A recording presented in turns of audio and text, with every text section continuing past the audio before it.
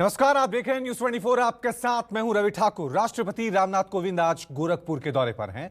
उनके साथ राज्यपाल आनंदीबेन पटेल, सीएम योगी आदित्यनाथ भी मौजूद हैं। राष्ट्रपति ने गोरखपुर में यूपी के पहले आयुष विश्वविद्यालय का शिलान्यास किया, साथ ही गोरखनाथ विश्वविद्यालय का लोकार्पण भी करेंगे। तस्वीरें हम आपको दिखा रहे हैं जब वहां पर यह लोकार्पण का कार्यक्रम चल रहा था। देश के राष्ट्रपति रामनाथ कोविंद आज गोरखपुर के दौरे पर हैं।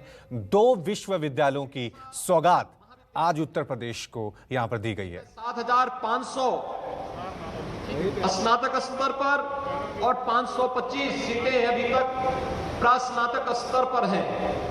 इन सबको संबद्ध करने के लिए अब ये विश्वविद्यालय यहां पर कार्य करना प्रारंभ करेगा।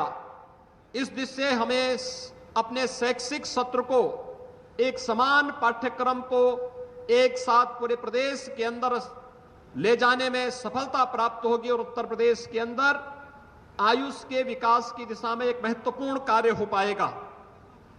मुझे बताते हुए बहुत सारे लोग इस बारे में कह सकते हैं, योग की जितनी भी विशिष्ट विधाएं हैं, चाहे वह हठ योग हो, राजयोग हो, लय योग हो या मंत्र योग हो, इन सभी योग की अलग अलग व्यवहारिक स्वरूप को, जिसे आप व्यवहारिक योग भी कहते हैं, क्रिया योग भी कहते हैं, इस क्रिया योग के जनक महायोगी गुरु गोरखनाथ ही माने जाते हैं।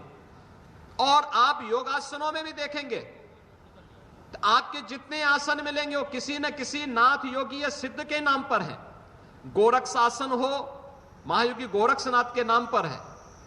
मत्स्येंद्र आसन महायोगी गोरखनाथ जी के जो गुरु थे मत्स्येंद्र नाथ जी, योगीराज मत्स्येंद्र नाथ जी, उनके नाम पर जितनी मुद्राएं और बंध मिलेंगे योग के, ये सभी पद्धतियां उनके साथ जुड़ी हुई है। लेकिन साथ साथ आयुर्वेद में भी जब हम आयुर्वेद की बात करते हैं तो आयुर्वेद का जो रस शास्त्र है, इसके जनक भी महायोगी गोरखनाथ जी हैं।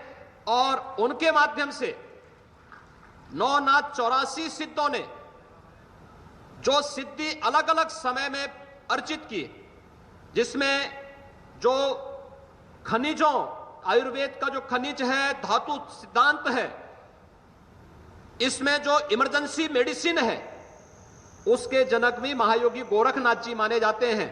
और इस दिशा से महायोगी गोरखनाथ जी के प्रति श्रद्धा और सम्मान व्यक्त करते हुए परंपरागत चिकित्सा पद्धति को, वह आयुर्वेद,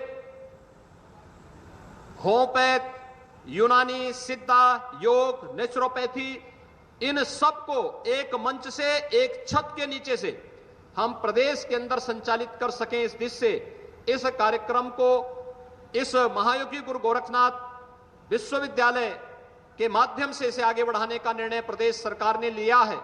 और आज उसका शुभारंभ यहां पर आदरणीय राष्ट्रपति जी के कर कमलों से संपन्न हो रहा है। मैं इस अवसर पर एक बार फिर से आज यहां पर गोरखपुर के इस सुदूर उत्तर में, इस ठेठ ग्रामीण क्षेत्र में, आजादी के बाद विकास जहां से कोसों दूर था, आज जनता जनार्दन की उपस्थिति इस बात को प्रमाणित करती है कि पिछले 7 वर्षों के दौरान लोक कल्याणकारी योजनाओं का लाभ और विकास उनके घर तक, उनके द्वार तक पहुंचा है। अब विश्वविद्यालय भी उनके द्वार तक पहुंचने का मतलब उन्हें विकास से सीधे जोड़ने का एक प्रयास प्रारंभ हुआ है। इस अवसर पर मैं उन सभी, यहां के सभी नागरिकों को बधाई देता हूं, यहां के जनप्रतिनिधियों को हृदय से बधाई देता हूं। माननीय राष्ट्रपति जी का, माननीय राज्यपाल जी का और सभी गणमान्य अतिथियों का हृदय से स्वागत और अभिनंदन करते हुए मैं विश्वास व्यक्त करता हूं कि आयुष विभाग समयबद्ध ढंग से इस विश्वविद्यालय को आगे बढ़ाते हुए आयुष क्षेत्र में उत्कृष्टता प्रदान करने की दिशा में नया कदम बढ़ाएगा, जिससे आम जन की जो श्रद्धा और जो विश्वास भारत की परंपरागत चिकित्सा पद्धतियों के प्रति है, इस चिकित्सा पद्धति को हम आगे बढ़ाने में और आदरणीय प्रधानमंत्री जी के मंतव्य के अनुरूप भारत की परंपरागत चिकित्सा पद्धति को वैश्विक मंच पर एक सम्मानजनक स्थान दिला सकें। आप सबके प्रति हृदय से शुभकामनाएं। धन्यवाद। जय हिंद।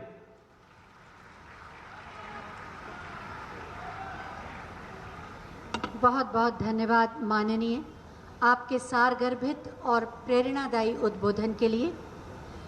संस्कृति के प्रति आदर, राष्ट्र के प्रति समर्पण और सामाजिक सेवा के प्रति तत्परता की प्रेरणा देती हैं माननीय राज्यपाल श्रीमती आनंदीबेन पटेल जी। मैं बहुत ही आदर के साथ उनसे अनुरोध करूंगी कि अपने उद्बोधन से हमें कृतार्थ करें।